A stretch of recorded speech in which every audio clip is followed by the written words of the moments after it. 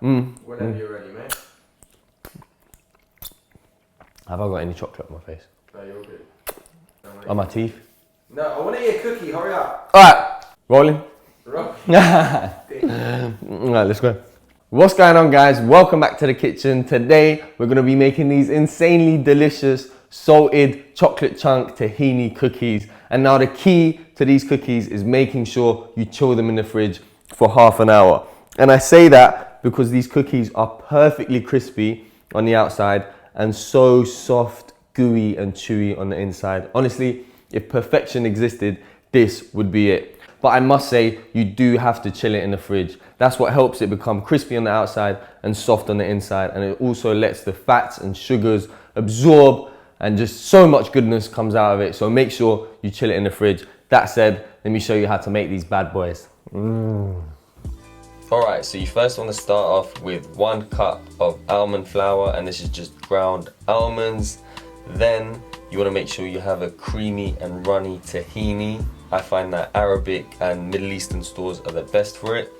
Then we add in the sweetener. You can use maple syrup. Here I've gone with agave syrup. And then you just want to give it a nice good mix, and this is the first step. Then we're going to go in with our dark chocolate chunks. Now I find the darker the better, especially for this recipe. It just complements all the other ingredients so well. And then you want to give this a further and final mix to make sure everything is combined together. After you've mixed everything well and are happy with the consistency, we're going to place this mix in the fridge for half an hour. Now please don't skip this step. I know it might be tempting. And then we're going to make our flax eggs, so we're going for 2 here. So that's 2 tablespoons of flaxseed and around 6 tablespoons of water. And you just want to give this a little stir and then leave it on the side for 5-10 minutes to thicken up. Once the cookie dough mix is out of the fridge, make sure you give it a little mix and taste, because what is making cookies if you haven't eaten half the dough, right? Then we're going to go in with our flax eggs, half a teaspoon of baking soda and a pinch of salt. And then we're going to give this a final mix and make sure everything is combined to perfection.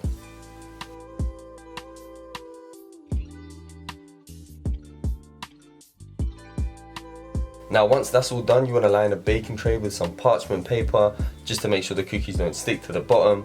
And you should have around 6 wholesome chunky cookies, but that all depends on how many you ate during the dough mix. After that, you want to give them a nice little top up and make sure they're all fairly even. I also like to press them down to make sure there's no air or gaps in the cookies, and just to give them a nice shape and touch. Finally, a pinch of salt on top of each one, and then that's it. Then we place them in the oven for around 10 to 12 minutes, depending on the size of your cookies. And voila, they come out smelling so good, so amazing. Just look at them. Oh, they are perfect. And those melted chocolate chunks. And then plate and serve them up in any way you like, but just make sure that you leave them to cool for at least 10 minutes before indulging. And trust me, I know it's going to be hard when they're in front of you, but do it. Trust the process. It's going to make the final outcome so much better. And that's it. You have the tastiest, most incredible cookies right in front of you. These tick all the boxes and they are exactly what a cookie should be like. There you go. I hope you enjoyed.